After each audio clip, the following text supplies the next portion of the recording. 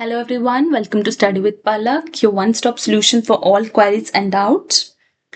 So now we are going to talk about the all possible MCQs from regulation of respiration.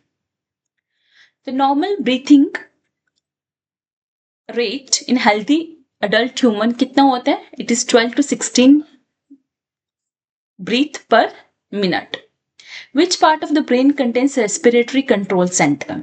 तो medulla ऑब्लोंगटा मैंने respiration का mechanism बहुत अच्छे से explain किया, रेगुलेशन बहुत अच्छे से एक्सप्लेन किया, आप जाके वहां से देख सकते हो वो वीडियोस को.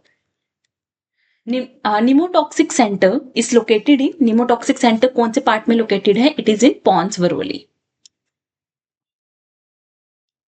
Main function of pneumotaxic centre to regulate rate and depth of breathing. The chemosensitive area responsible for regulation of respiration is located near medulla oblongata. Primary stimulus for normal regulation of respiration, it is carbon dioxide concentration, pH of blood. Increased carbon dioxide concentration blood leads to stimulation of inspiratory center in medulla, ताकि आप क्या करो, air को inhale करो, carbon dioxide को exhale करो, ताकि blood से जो कार्बन डाइऑक्साइड का वॉल्यूम है उसे आप डिक्रीज कर सको. ठीक है, तो उससे क्या होगा, जब भी आपके ब्लड में कार्बन डाइऑक्साइड का कंसेंट्रेशन इंक्रीज होगा तो आपके इंस्पिरेटरी सेंटर्स जो है वो एक्टिवेट हो जाएंगे, स्टिमुलेट हो जाएंगे. Which receptor response to changes in blood pH due to carbon dioxide?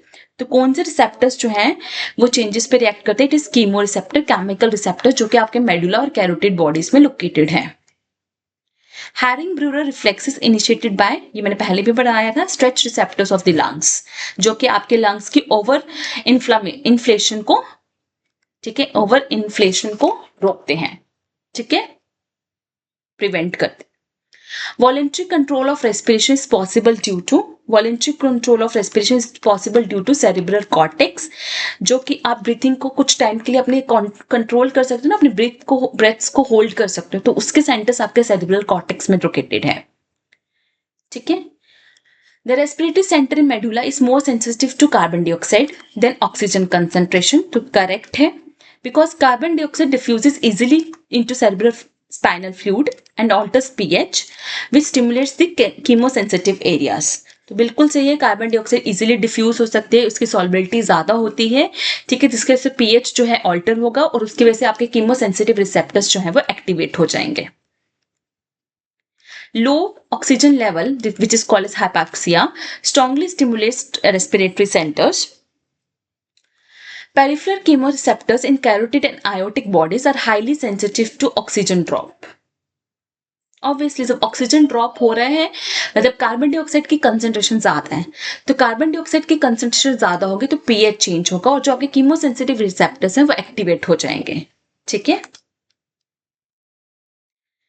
Inspiratory centres क्या करते हैं? इंस्पिरेटरी सेंटर्स आपकी ब्रीथिंग को रेगुलेट करते हैं. एक्सपिरेटरी सेंटर फोर्स्ड एक्सपिरेशन को रेगुलेट करते हैं.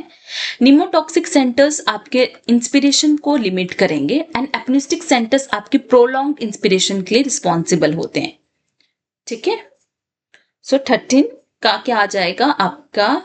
ए का सेकेंड, बी का थर्ड, सी का फर्स्ट. ठीक है, ये रहा आपका.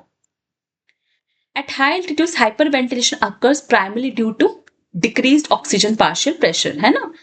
हाई वेंटिलेशन पे, हाई एल्टीट्यूड्स पे आपका partial pressure of oxygen decrease हो जाता है. Stimulation of apneustic centre results in stimulation of apneustic centre, अभी ऊपर होता था, it results in prolonged inspiration.